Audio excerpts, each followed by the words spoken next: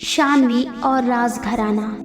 Dear listener, कल आपने सुना कि प्रोफेसर मिश्रा, सौरभ और सानवी की मॉम उस नर्स के कमरे की तलाशी लेते हैं और उन्हें टेबल पर रखा हुआ एक बैग मिलता है जिसमें टोने टोटके का सामान रखा होता है। और बैग की तलाशी लेने पर उन्हें एक कॉन्टैक्ट नंबर मिलता है जिसे डायल करने पर सौरभ को पता चलता है कि वो नंबर और किसी का नहीं बल्कि उसी के दोस्त विनय का है।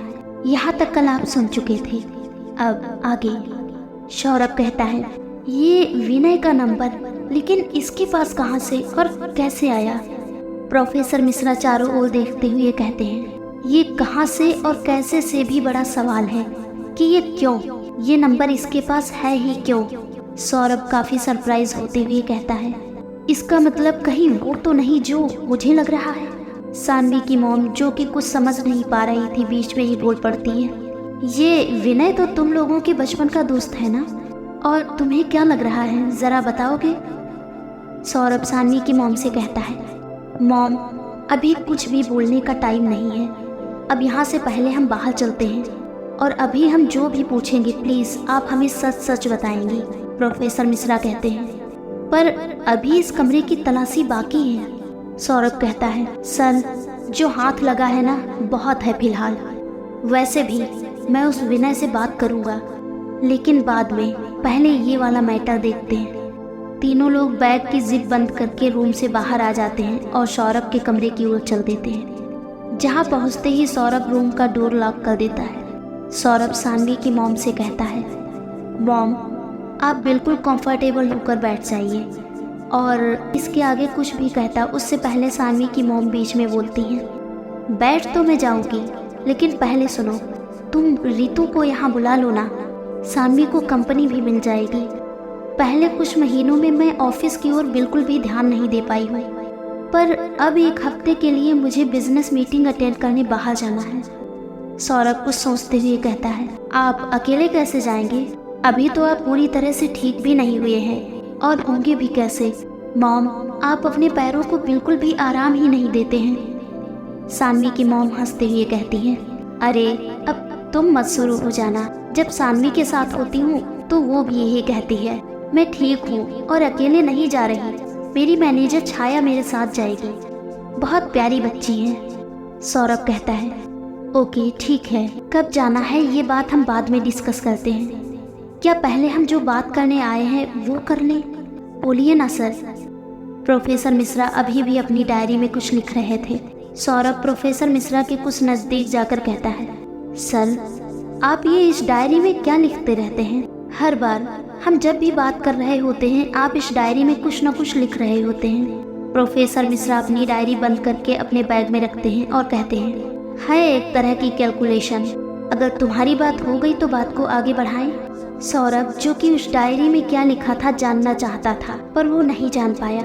उसके मन में अब कैलकुलेशन को लेकर सवाल घूमने लगे कि आखिर कौन से कैलकुलेशन की बात करते रहते हैं सर। प्रोफेसर मिश्रा सानवी की मॉम से कहते हैं, मैम हम बस इतना जानना चाहते हैं कि क्या कोई ऐसी बात है जो आपने हमें अब तक नहीं बताई, या फिर आपने हमें बताना जरूरी नहीं समझा, या क्या पता आप भूल गई हों। आप अपने दिमाग पर थोड़ा जोर डालकर बताइए। सानवी की मॉम कहती हैं, मैं कुछ भी क्यों छिपाऊंगी भला? प्रोफेसर मिश्रा कहते हैं, मैम मैं ये बिल्कुल नहीं कह रहा कि आपने कुछ छिपाया है, लेकिन क्या पता कोई बात हो जो आप ना बता पाई हो, कोई फैमिली हिस्ट्री हो या कुछ और। सानवी की मॉम कहती हैं, नहीं ऐसा तो कुछ भी नहीं, सानवी के तो बस मैं और उसके पापा ही थे, हमारी फैमिली में हमारे अलावा और कोई नहीं। प्रोफेसर मिश्रा कहते हैं, फैमिली में कोई नहीं का मतलब कोई वैसे है ही नहीं या फिर उनसे कोई कांटेक्ट नहीं है? सानवी की मॉम कहती हैं, जी कांटेक्ट नहीं है। सौरभ चुपचाप बैठा सब बातें सुन रहा था। प्रोफेसर मिश्रा कहते हैं, कांटेक्ट नहीं है मतलब, पर क्यों? सानवी की मॉम आगे बताती हैं, हाँ क्योंकि मैंने और सानवी के पापा ने लव मैरिज की थी और मेरे हस्बैंड के घर वाले मुझे अपनाने को राजी नहीं थे। उन्होंने मेरे हस्बैंड को साफ कह दिया था कि अगर ये लड़की तेरी जिंदगी में होगी तो हमसे हमेशा के लिए नाता तोड़ देना, क्योंकि हमारी शादी हो चुकी थी, हमने पहले ही चुपके से शादी कर ली थी, इसलिए हम जोधपुर आकर बस गए। प्रोफेसर मिश्रा पूछते हैं, लेकिन ऐसा भी क्या हो गया था? अगर अपना लेते तो, क्योंकि शादी तो कर ही ली थी, फिर ऐसे कैसे? सानवी की मॉम मुस्कुराते हुए कहती हैं मैं एक मिडिल क्लास घर की लड़की थी इसलिए, और ना ही हमारा स्टेटस मैच करता था। प्रोफेसर मिश्रा कहते हैं मतलब आपके इन लॉज रिच फैमिली से बिलोंग करते थे? सानवी की मॉम पानी के बोतल का कैप खोलते हुए कहती हैं हाँ, बहुत रिच। वो रॉयल फैमिली से बिलोंग करते हैं, राजघराना। सौरभ, जो अब तक शांत था, अचानक बीच में बोल पड़ता है राजघराना? आपका मतलब है कि इस हिसाब से सानवी प्रिंसेस है? सानवी की मॉम हंस देती हैं और बोलती हैं टेक्निकली हाँ, लेकिन वो लोग हमसे कोई मतलब नहीं रखते। इवन जब सानवी के फादर की डेथ हुई तब भी वो नहीं आए। प्रोफेसर मिश्रा आगे सवाल पूछते हैं कहाँ का राजघराना? ये बात तो आपको पता होगी ना? सानवी की मॉम कहती हैं हाँ, मालूम है, जैसलमेर। प्रोफेसर मिश्रा पूछते हैं इनकी फैमिली के बारे में कुछ पता है आपको? सानवी की मॉम बोलती हैं नहीं, सानवी के पापा ने कभी वहाँ का कुछ खास जिक्र ही नहीं किया।